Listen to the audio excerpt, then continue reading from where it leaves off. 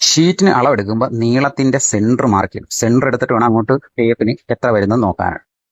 അങ്ങനെ അളവെടുത്തപ്പോൾ എനിക്ക് കിട്ടിയത് 5 ഷീറ്റാണ്. 5 ഷീറ്റിന്റെ വൺ സൈഡ് കിട്ടി. അങ്ങനെ സെന്റർ മാർക്ക് ചെയ്ത് എടുത്ത കണക്ക് തന്നെ നിങ്ങൾ ഷീറ്റും ആ രീതിയിൽ തന്നെ അടിക്കുക, തിരിച്ചു അടിക്കുക. അങ്ങനെ മൊത്തം 10 ഷീറ്റ് നമ്മൾ അങ്ങോട്ടും ഇങ്ങോട്ടും സെന്റർ മാർക്ക് ചെയ്ത് അടിക്കുക. അടിച്ചതിന് ശേഷം അപ്പം നമ്മൾ അന്നേരം ഇത് വൺ സൈഡ് അടിച്ചിരിക്കുന്ന ഇത് 10 ഷീറ്റാണ്, ഈ കാണുന്ന 10 ഷീറ്റ്. ഈ 10 ഷീറ്റ് അടിച്ചതിന് ശേഷം നേരെ ഇതിന്റെ ഓപ്പോസിറ്റ് 2 ഷീറ്റ് സെന്റർ മാർക്ക് ചെയ്തെടുത്തതിന് ശേഷം അപ്പുറം ഇപ്പുറം 2 ഷീറ്റ് അങ്ങോട്ടും ഇങ്ങോട്ടും അടിക്കും.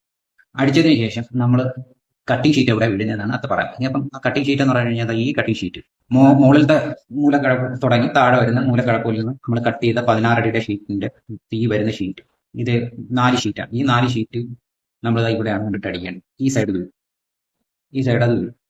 അടുത്തത് അതാണ് തന്നെ ഓപ്പോസിറ്റ് അടിച്ച് നമ്മൾ കട്ടിംഗ് ഷീറ്റ് വരുന്ന ഈ ഷീറ്റ് ഉണ്ടാവും. അത് നമ്മൾ നേരെ ഈ ഓപ്പോസിറ്റ് കൊണ്ടിട്ട് നേരെ അത് കറക്റ്റായിട്ട് വരും.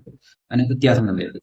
ഇത് ഞാൻ എപ്പോഴും ചെയ്യുന്ന ഇങ്ങനെയാണ്, ഈ രീതി ചെയ്യുന്നത്. എനിക്ക് അങ്ങനെ ഇതുവരെ ഒരു കുഴപ്പം വന്നിട്ടില്ല. ഇപ്പം 10 ഷീറ്റ് അടിച്ച് അതിന്റെ ഓപ്പോസിറ്റ് 2 ഷീറ്റ് ഫുൾ ലെങ്ത്, അങ്ങനെ നമ്മൾ 12 ഷീറ്റ് അടിച്ച് 12 ഷീറ്റ് അടിച്ച് ബാക്കി കൂട്ട് നമ്മുടെ ഇതിനകത്ത് ഇനി 8 ഷീറ്റ് ഉണ്ട്. ഈ 8 ഷീറ്റ് വീഴുന്ന സ്ഥലമാണ് ഇനി അടുത്ത് നമ്മൾ പറഞ്ഞത്. സെന്റർ എടുക്കുക, അതിനുശേഷം ഇതുപോലെ സെന്ററിൽ നിന്ന് ഓരോന്ന് അങ്ങോട്ട് അടിക്കുക, അത് കഴിഞ്ഞ് ഒന്ന് ഇങ്ങോട്ടും അടിക്കുക. അങ്ങനെ അടിച്ച് അതിന്റെ കട്ടിങ് വരുന്ന ഷീറ്റ് നേരെ ഇതിന്റെ ഓപ്പോസിറ്റ് ആണ് നേരത്തെ കാണിച്ചു തന്ന പോലത്തെ രീതിയിൽ 2 സൈഡും വീഴും.